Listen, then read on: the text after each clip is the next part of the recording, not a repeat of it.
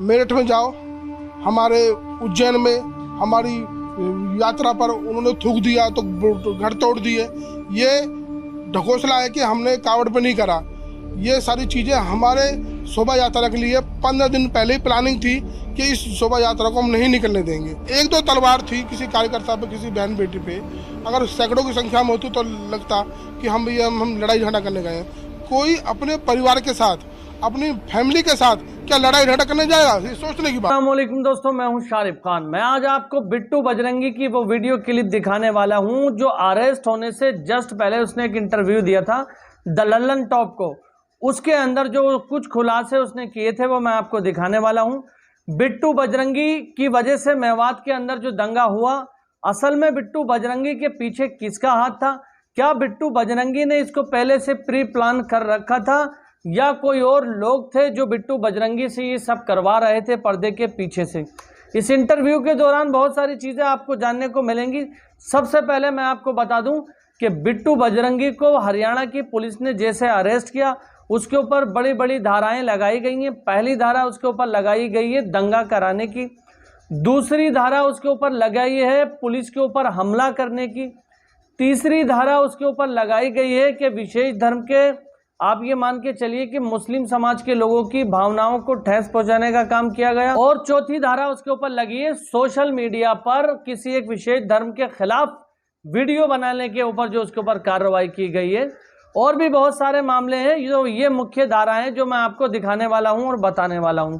बिट्टू बजरंगी जब से हरियाणा के पुलिस के द्वारा अरेस्ट किया गया है, लगातार हिंदूवादी संगठन जैसे बजरंग दल, आरएसएस, विश्व हिंदू परिषद के लोग ये मांग कर रहे हैं कि अगर हिंदू राष्ट्र बनाना है तो बिट्टू बजरंगी को छोड़ना होगा। और यह हरियाणा सरकार का दोहरा चरित्र, दोगलापन कैसा है कि एक तरफ कहते हो कि हम तुम्हारे साथ हैं और दूसरी तरफ हमारे ही लोगों को अरेस्ट करवाते हो।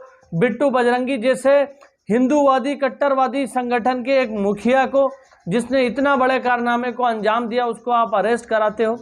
तो मैं उन लोगों को बता देना चाहता हूं कि भारत जो चलता है वो किसी सरकार से, किसी गवर्नमेंट से नहीं चलता, ये चलता है संविधान से और कानून से।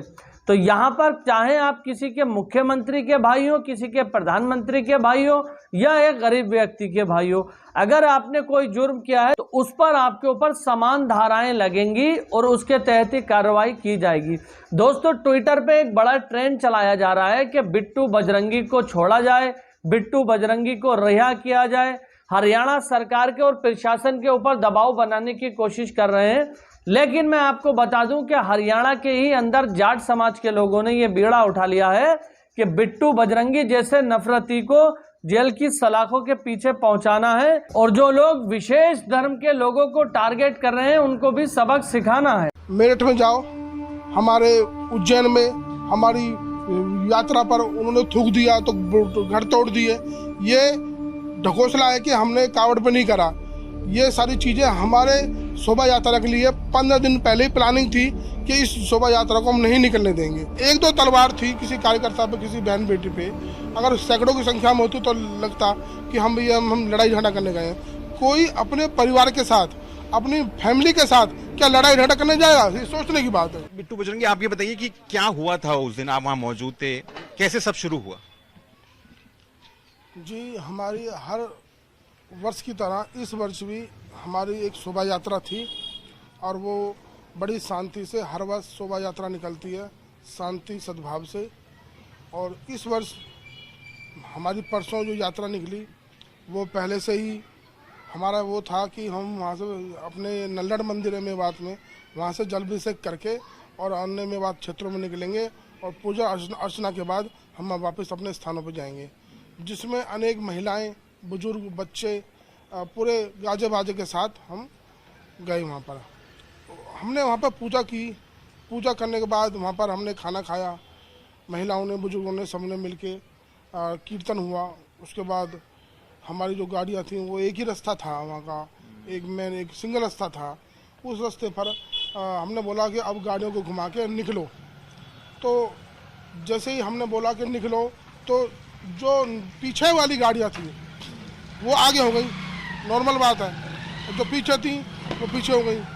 तो आगे जो काफिला जो चला तो हम कोई 500 मीटर या आधा किलोमीटर चले होंगे तो वहाँ पर हमने देखा कि जो हमारी आगे की जो बस है और गाड़ियाँ हैं उनको आतताइयों ने आग लगा दी, आग के हवाले कर दिया। और फिर हमने देखा वहाँ पर तो वहीं पास में एक मस्जिद थी सड़क किनारे ही, वहाँ पर 200-250 की संख्या में उन्होंने हथियारों से गोलीबारी चालू कर दी। आप कह रहे हैं हथियारों से गोलीबारी चालू कर दी। आप खुद कैसे निकले वहां से, आप ये बताइए। मैंने बताया ना, जैसे हम वहाँ से फिर जैसे उन्होंने गोलीबारी चालू करी, वहाँ पे आगजनी कर दी, वहाँ पे गाड़ियों में आग लगा दी। तो हमारे पीछे महिलाओं की बसें थीं और भी लोग थे, सभी लोग थे सब एक साथ। हमने वहीं से ही यू टर्न ले लिया वापस मंदिर की तरफ कि वापस मंदिर पे चलो, क्योंकि मंदिर एक ऐसा स्थान था कि वहाँ पर एक लग रहा था कि हम वहाँ पे बच जाएंगे, क्योंकि पीछे से पहाड़ था पूरा। आगे हम खड़े होते तो चारों तरफ से मुझे घेर लिया था, लेकिन वहाँ मंदिर पे पीछे पहाड़ था, इसलिए हमने सोचा वहाँ बच जाएंगे। तो फिर क्योंकि बचने का मतलब हमें इतना डर नहीं था अपनी प्राण देने के लिए, धर्म के लिए हमें डर नहीं है, लेकिन हमें अपनी महिलाओं बच्चों की चिंता थी, क्योंकि इनके साथ कोई ऐसी अनहोनी जैसे मणिपुर में घटना हुई कि बड़ा वाला मणिपुर ना बन जाए, हमें अपनी माताओं की चिंता थी। उसके लिए हमने उस यात्रा को वापस करके हम मंदिर में गए। अच्छा, आप कह रहे हैं हथियार वहां पर थे, तो तस्वीरों में तो ये भी देखा जा सकता है कि जो हिंदूवादी संगठन थे, जो शोभा यात्रा में जो लोग शामिल थे, उनके पास भी वेपन्स थे, तलवारें थी, कुछ एक लॉन्ग गन्स के साथ में भी वहां पर मौजूद थे। जो एक आध गन्स होंगी भी तो वो लाइसेंस की हैं, अवैध नहीं है। और तलवार हमारी क्या होती है, पूजा करने वाली होती है। ये तलवार हमारी शादी ब्याह वाली होती है, काटने मारने वाली नहीं होती। और एक दो तलवार थी किसी कार्यकर्ता पे, किसी बहन बेटी पे, अगर सैकड़ों की संख्या में होती तो लगता कि हम लड़ाई झगड़ा करने गए हैं। कोई अपने परिवार के साथ, अपनी फैमिली के साथ क्या लड़ाई झगड़ा करने जाएगा, ये सोचने की बात है। अच्छा, आपकी एक वीडियो वायरल हुई सेम डे, और अब तो काफी वायरल हो चुकी है, जिसमें आप कह रहे हैं कि हम आ रहे हैं, आप फूल माला तैयार करके रखिए, इस तरह की शब्दावली आप यूज कर रहे हैं, जीजा आप कह रहे हैं। आपको लगता है कि इन चीजों से माहौल खराब हुआ? तो देखा दोस्तों, बातों ही बातों में इसने साफ तौर पर यह कह दिया कि कुछ हमारे लोगों के पास तलवारें थी और दूसरे हथियार थे, हम वहां लड़ने के लिए नहीं गए थे। क्या आप किसी शोभा यात्रा को निकालते हो, धार्मिक यात्रा को निकालते हो, तो आपको ये अधिकार किसने दिया कि आप वेपन्स लेकर वहां पर निकलेंगे, आप तलवारें लेकर वहां पर निकलेंगे, आप गैर कानूनी हथियार लेकर वहां पर निकलेंगे? अगर आप किसी विशेष धर्म जाति के लोगों में जाते हैं और वहां पर इस तरह की भड़काऊ भाषण देते हैं तो क्या आपको बख्शा जाएगा? क्या आपके ऊपर कानूनी कार्रवाई नहीं की जाएगी? बिल्कुल की जाएगी। जो लोग इस समय ट्विटर के ऊपर ये ट्रेंड चला रहे हैं ना कि बिट्टू बजरंगी को छोड़ो, उनके लिए मैं एक बात कहना चाहता हूं कि लगेगी आग शहर में तो आएंगे कई घर जद में, इस शहर में हमारा ही मकान नहीं है। राहत इंदौरी साहब का ये शेर है, और ये शेर किस लिए मैंने पढ़ा मैं आपको बता दूं कि आप जानते होंगे कि हरियाणा के मेवात के अंदर जो दंगा भड़का, इसके मुख्य आरोपी बिट्टू बजरंगी और मोनू मानेश्वर को माना जा रहा है। अब अगर वहां पर मान लीजिए आप किसी एक विशेष धर्म के लोगों का नुकसान हुआ तो क्या तुम्हारे ऊपर कार्रवाई नहीं हो रही? क्या तुम्हारे लोग पुलिस के डर से भागे भागे नहीं फिर रहे?